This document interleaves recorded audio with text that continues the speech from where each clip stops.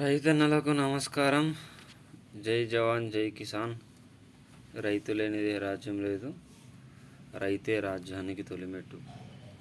యావత్ తెలంగాణ రాష్ట్రంలో ఉన్నటువంటి 3 కోట్ల మంది ప్రజలందరికీ 1,70,00,000 మంది మహిళా సోదరీమణులకు రాష్ట్ర కాంగ్రెస్ ప్రభుత్వం అదిరిపోయే శుభవార్తలను తీసుకొని రావడం జరిగింది.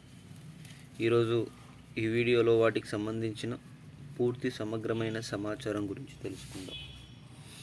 ఎవరైనా మొట్టమొదటిసారిగా మన ఛానల్ని చూస్తున్నట్లయితే ఈ వీడియోని పూర్తిగా చివరి వరకు ఎండింగ్ వరకు చూడడానికి ప్రయత్నం అయితే చేయండి. ఇక ఈరోజు వీడియోలోని వివరాల్లోకి ఆలస్యం చేయకుండా వెళ్ళిపోదాం. 15/4/2025 మంగళవారం ఏప్రిల్ నెల పెరిగిన పింఛన్లు 4,016, 6,016 కొత్తగా నిబంధనలు అమలు.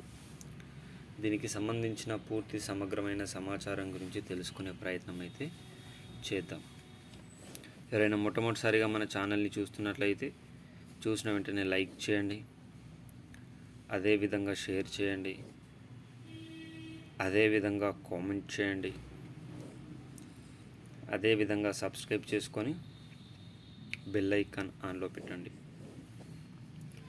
లైక్ చేయడం వల్ల తెలంగాణ రాష్ట్ర వ్యాప్తంగా ఉన్నటువంటి 45,56,453 మంది ఆసరా పెన్షన్ వాహులకు దగ్గరగా ఉండడం అనేది జరుగుతుంది, వాళ్ళకి రావడం అనేది జరుగుతుంది.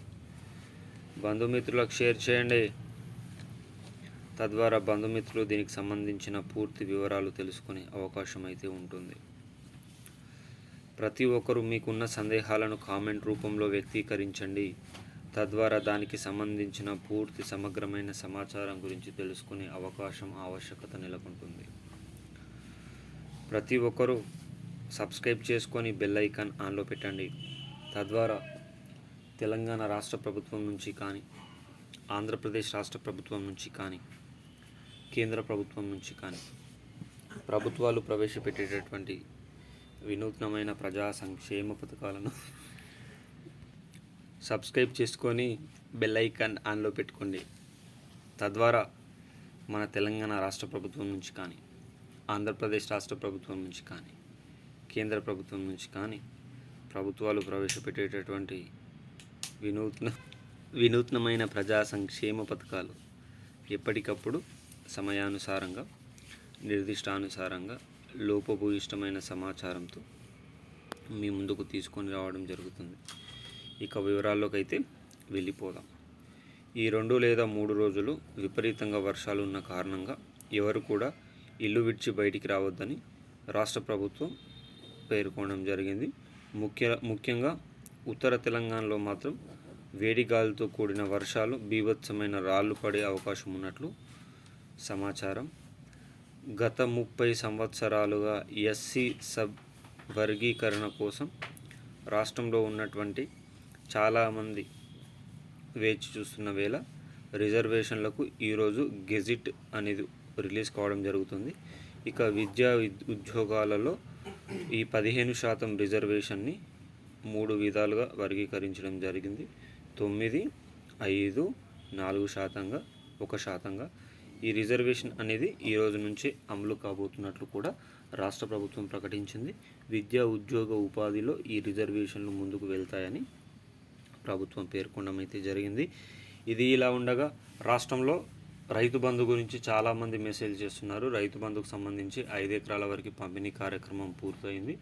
మరి ఖరీఫ్ కాలానికి సంబంధించిన రైతు బంధు కూడా 2-3 రోజుల్లో దానికి సంబంధించిన పూర్తి వివరాలను ప్రభుత్వం విడుదల చేసే అవకాశం ఉంది. ఈ కేసీఆర్ ప్రవేశపెట్టిన రైతు బంధే ఇప్పుడు రైతు భరోసాగా మారిన సంగతి తెలిసిందే. ఈ 2 లేదా 3 రోజుల్లో ఖరీఫ్ కాలానికి సంబంధించిన రైతు భరోసా డబ్బులు ఎప్పుడు పడతాయి అనే దానిపైన పూర్తి అవగాహన అనేది ఉండే అవకాశం ఉన్నట్లు తెలుస్తుంది. ఇది రాష్ట్ర వ్యాప్తంగా ఉన్నటువంటి ప్రతి ఒక్కరికి కూడా శుభ సూచికగానే చెప్పుకోవచ్చు.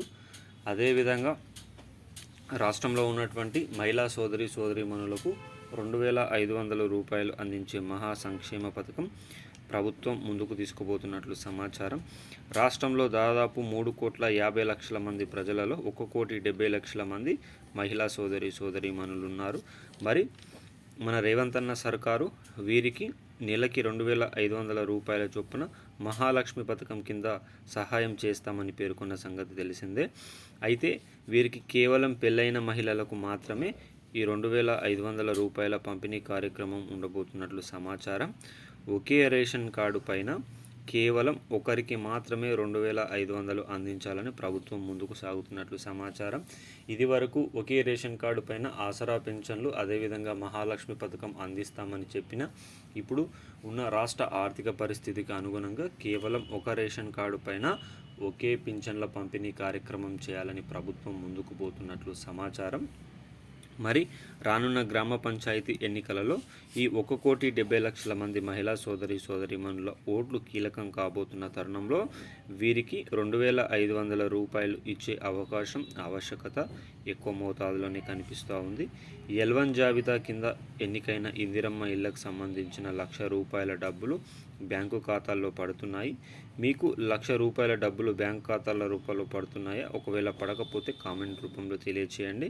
తద్వారా దానికి సంబంధించిన పూర్తి వివరాలను మీకు అందించే ప్రయత్నం అయితే చేస్తాను. అదేవిధంగా 500 రూపాయలకి గ్యాస్ సబ్సిడీ ఇస్తున్న రాష్ట్ర ప్రభుత్వం చాలామంది అపోహలు పడుతున్నారు. గ్యాస్ రిటర్న్ డబ్బులు అనేది పడట్లేదని. కానీ రాష్ట్ర వ్యాప్తంగా 500 రూపాయలకి కట్ చేసుకొని మిగతా డబ్బులంతా కూడా బ్యాంకు ఖాతాదారుల యొక్క అకౌంట్లో పడిపోతున్నట్లు సమాచారం. ఇది రాష్ట్ర వ్యాప్తంగా ఉన్నటువంటి ప్రతి ఒక్కరికి కూడా శుభవార్తగానే చెప్పుకోవచ్చు. ఇక ఇది ఇలా ఉండగా మంగళవారం రోజున ఏప్రిల్ నెల పెరిగిన ఆసరా పెన్షన్లు కొత్త నిబంధనలు అమలుని మనకు వార్త అయితే రావడం జరిగింది. ఏప్రిల్ నెల ఆసరా పెన్షన్లు 2016, 4,016 అందిస్తున్నారు. మంగళవారం నుంచి ప్రారంభం కాబోతుంది.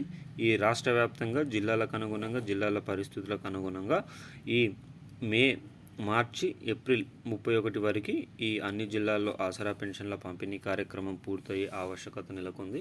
మరి పెరిగిన ఆసరా పెన్షన్ల పైన ప్రభుత్వం నుంచి ఎలాంటి సిఫారసులు కూడా రాలేదు. వస్తే మే నెలలో వచ్చే అవకాశం ఉంది. జూన్ నెల నుంచి జూన్ 2వ తారీఖు నుంచి పెరిగిన ఆసరా పెన్షన్ల పంపిణీ కార్యక్రమానికి ప్రభుత్వం నాంది పలకాలని ప్రణాళికలను రూపొందిస్తున్నట్లు సమాచారం. కొత్తగా ఆసరా పెన్షన్లు పెంపు చేయడం ద్వారా 12,000 కోట్ల అదనపు భారం రాష్ట్ర ఆర్థిక వ్యవస్థ పైన పడుతుంది.